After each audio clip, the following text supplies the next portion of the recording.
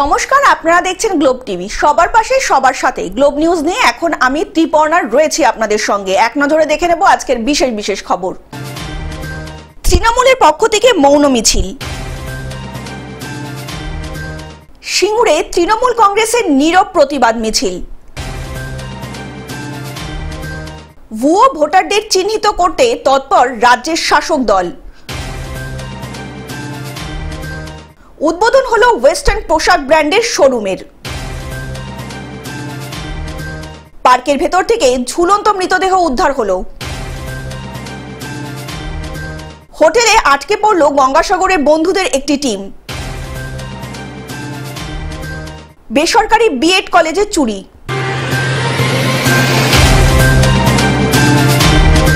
আসছি বিস্তারিত খবরে। তৃণমূলের পক্ষ থেকে মৌন মিছিল। 23 এপ্রিল কাশ্মীরের পেহেলগাঁয়ে উগ্রপন্থীদের হাতে খুন হয়েছিলেন 28 জন পর্যটক।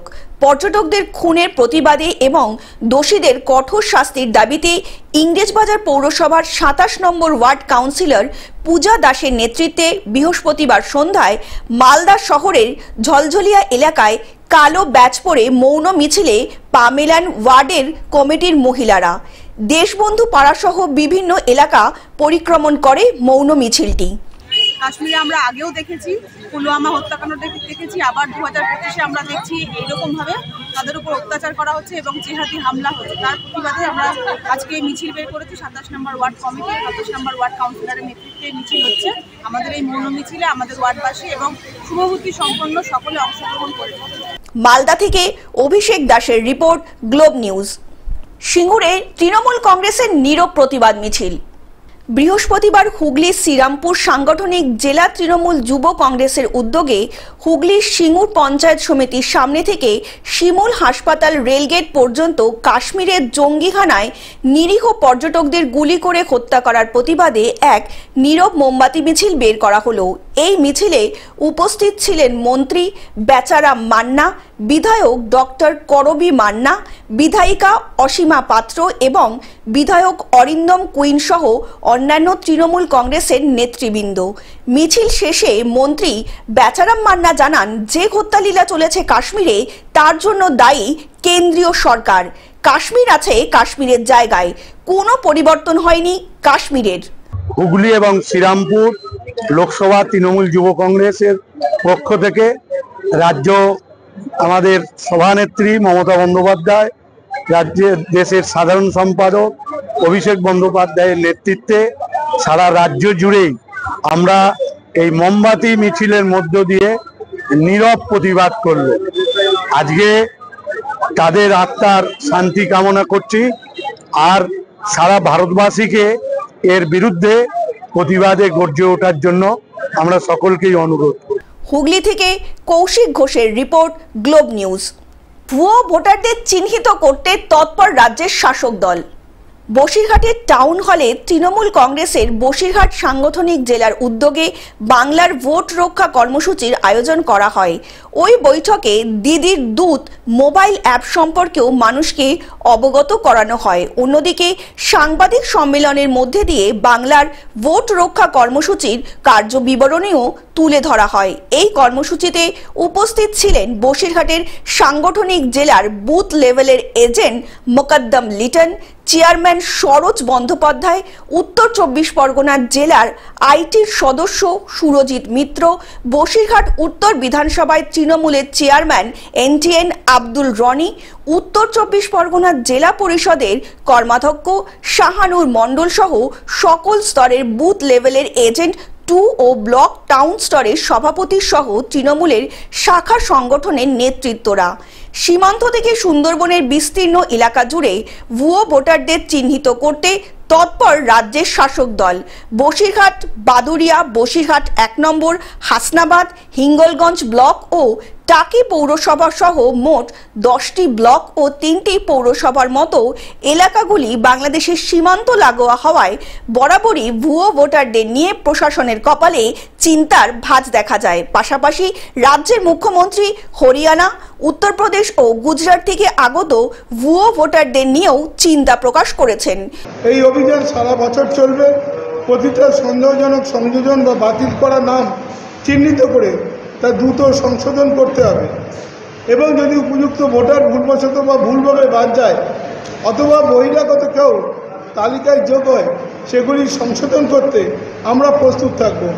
দলীয় নেতা কর্মীদের নির্দেশ দিয়েছেন বাড়ি বাড়ি গিয়ে ভোটার লিস্ট সংশোধন করতে এবং যদি কোনো ভুয়ো ভোটার থাকে তাহলে তাদেরকে চিহ্নিত করতে। বিগত 1.5 মাস ধরেই সীমান্তবর্তী এলাকায় সেই কাজ করতেই দেখা গিয়েছে তৃণমূলের বসিরহাট সাংগঠনিক জেলার নেতা কর্মী ও সমর্থকদের। আজকের এই সাংবাদিক সম্মেলনের মধ্যে আমরা আপনাদের মাধ্যমে বাংলার প্রতিটি মানুষকে এই বার্তা দিতে চাই যে এই বাংলার গণতন্ত্র রক্ষা করার দায়িত্ব আমাদের। এই গণতন্ত্র রক্ষা করতে গেলে আমাদেরকে একটা অনবরত কঠিন লড়াই এবং সংগ্রামের মধ্য দিয়ে চলতে হবে এবং এই লড়াই শুরু বাংলার একদম প্রান্তিক বুথ স্তর থেকে এবং মানুষের কাছ থেকে। আমরা সকল নাগরিককে অনুরোধ করছি এই আন্দোলনকে সমর্থন জানাতে, সজাগ থাকতে এবং নিশ্চিত করতে যে বাংলার নির্বাচন আগামী দিনের 2026-এর যে বিধানসভা নির্বাচন হবে সেই নির্বাচনে ভোটার তালিকায় নাম থাকবে কেবলমাত্র বাংলার যারা উপযুক্ত নাগরিক, বাংলার আক্ষরিক অর্থে যারা ভোটার তারাই। এখানে ভারতীয় জনতা পার্টির ভুয়ো ভোটারদের কোনো স্থান নেই। বসিরহাট থেকে শ্যাম বিশ্বাসের রিপোর্ট, গ্লোব নিউজ। উদ্বোধন হলো ওয়েস্টার্ন পোশাক ব্র্যান্ডের শোরুমের। কোনো বিশেষ অনুষ্ঠানের জন্য নিখুঁত পোশাক খুঁজছেন কিংবা আপনার পোশাককে নতুন করে সাজাতে চাইছেন, তার জন্যই উদ্বোধন হলো স্ট্রমি।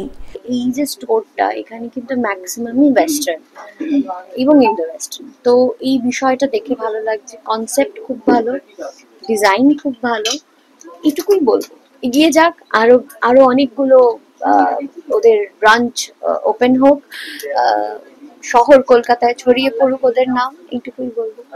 শ্রমির কর্ণধর শেলি ও স্যান্ডি বলেন, সবচেয়ে ভালো হলো আপনাকে 2 ঘন্টায় হাউস টেলারিং এর মাধ্যমে কাস্টমাইজ করে দিতে পারবেন টেলাররা। শ্রমিক এবং নবনির্মিত স্টোরটি একটি অতুলনীয় কেনাকাটার অভিজ্ঞতা প্রদান করবে সকলকে। খুবই ভালো লাগছে। আমি ইনফ্যাক্ট যখন সুকান্ত গাড়িটা পার্ক করছিল তখনই আমি বললাম বাইরে থেকে দেখে কি কালেকশন, তো মনে হচ্ছে খুবই ভালো।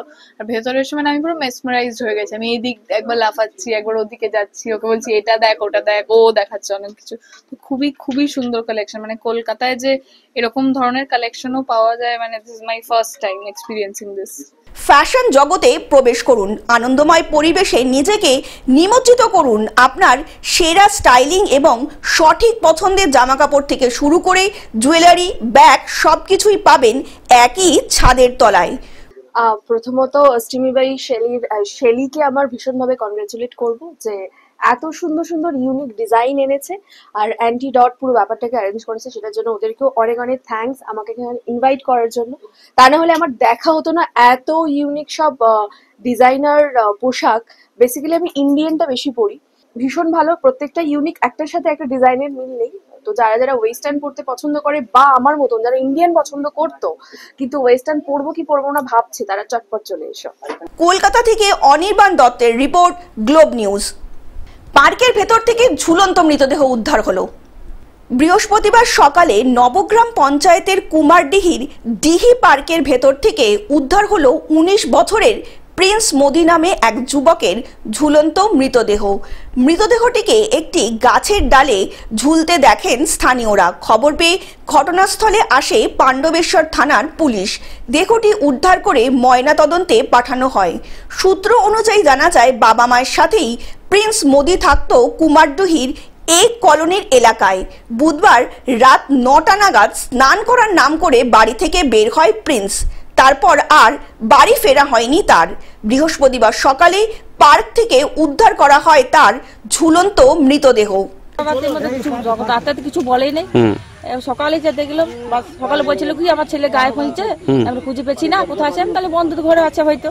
কাল থেকে ছিল না, তা কাল থেকে ছিল না, কটা থেকে যে বেরিয়েছে কি হয়েছে ঘর কে জানে, তার সাথে জানাই নেই আমাকে। এবারে দেখা যায় আজকে জানলে কি অবস্থা, জানলাম এই অবস্থা সকাল থেকে ঝুলছে। পাণ্ডবেশ্বর থেকে সুকান্ত বাগদির রিপোর্ট, গ্লোব নিউজ। হোটেলে আটকে পড়ল গঙ্গাসাগরের বন্ধুদের এক টিম।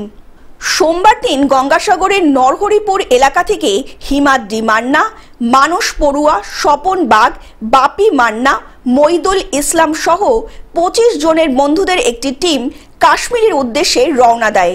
মঙ্গলবার দিন তাদের পেহেলগাঁও যাওয়ার কথা থাকলেও তারা অন্য জায়গায় ঘুরতে যায়, আর তার মধ্যেই এই নৃশংস হত্যাকাণ্ডের খবর আসে সংবাদ মাধ্যমের মধ্যে। হানাইছে কাই আমি তো ঠিক জানিনি, কোন জায়গায় যাইছে ও ঠিক কইতে পারবো না, বাড়ি যাইছে। পরে শুনলি জম্মু কাশ্মীর যাইছে। বিকাল 5টার সময় নামছে, 6:30টার দিকে ঘটনাটা ঘটছে। পরের দিন রীতিমতো চিন্তায় পড়ে যায় ঘুরতে যাওয়া সেই সকল পর্যটকদের পরিবারের মানুষজন।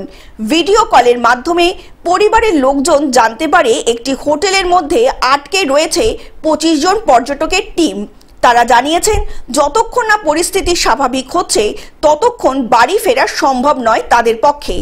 যাওয়ার আগে পর্যন্ত যদি জঙ্গিয়ানা বা কোনো কিছু গণ্ডগোলের খবর পেত তাহলে যাওয়াই হতো না, ক্যান্সেল করতো। কিন্তু এখন পৌঁছে যাওয়ার পরে গণ্ডগোল ঘটনা ঘটেছে, এই মুহূর্তে তার কিছু করার নেই আমাদের, যাতে তাড়াতাড়ি ফিরে প্রশাসন যদি সব কিছু সক্রিয় হয়ে ফিরিয়ে দিতে পারে সমস্ত যাত্রীদের, আমরা খুব উপকৃত হব। তবে অন্যদিকে পরিবারের লোকজন কান্নায় ভেঙে পড়েছে এবং সরকারের কাছে তাদের আবেদন যত শীঘ্রই সম্ভব তাদের পরিবারের সদস্যদের নির্বিঘ্নে বাড়ি ফেরার ব্যবস্থা করুক প্রশাসন। লোকজন মারা গেছে, তার ফলে মানে যোগাযোগ করার চেষ্টা করি ফোনে, কিন্তু কোনো কিছুতেই হয় না। পরের দিন মোটামুটি ফোন পেলাম, ভালো আছে, ওরা রুমের ভেতরে আছে, খুব চিন্তায় আছে, খাওয়া দাওয়া ঠিকঠাক করতে পারেনি, আমরাও খুব চিন্তায় আছি। যতক্ষণ না বাড়ি ফিরছে আমরা তো কিছুই বলতে পারছি না, সুস্থ হয়ে যাতে বাড়িতে সুস্থভাবে ফিরে সেই ব্যবস্থা যেন হয়।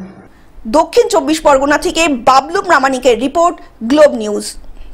বেসরকারি বিএড কলেজে চুরি। 2012 সালে তৈরি হয়েছিল বেসরকারি বিএড কলেজ। এই কলেজ তৈরি হওয়ার পর অজানা কারণেই আর চালু করা হয়নি। 2014 সাল থেকে বিএড কলেজ দেখাশোনার দায়িত্ব দেওয়া হয় এলাকার 2 জন যুবককে। দীর্ঘদিন ধরে কিছু না হলেও বৃহস্পতিবার রাতের অন্ধকারে চুরির ঘটনা ঘটে যায় কলেজের মধ্যে। কলেজের দরজা ভেঙে চুরি গিয়েছে গার্লস হোস্টেলের 8টি খাট থেকে 9টি সিলিং ফ্যান এবং ছাত্রীদের থাকার 8টি গদি। হঠাৎ আমাকে ফোন করে রাত্রিবেলা, এই সকালবেলা আর কি, আমি আসলাম, আসি দেখছি হ্যাঁ তারের বেড়া কাটে দিয়েছে, আর দরজা ভাঙা আছে, থালা ভাঙা আছে, এগুলো সব মানে তারপর মাল হিসাব করে দেখছি 9টা ফ্যান, 9টা খাট, আর 9টা সোফা, 8টা খাট, ওই যে বেডগুলো ওগুলো দেখছি, হিসাব করে দেখছি নাই। বিষয়টি জানার পরই কলেজ কর্তৃপক্ষ এলাকায় খোঁজাখুঁজি করলে একটি গদিও উদ্ধার করে। বাকি সব সামগ্রী এখনো উদ্ধার করা সম্ভব হয়নি।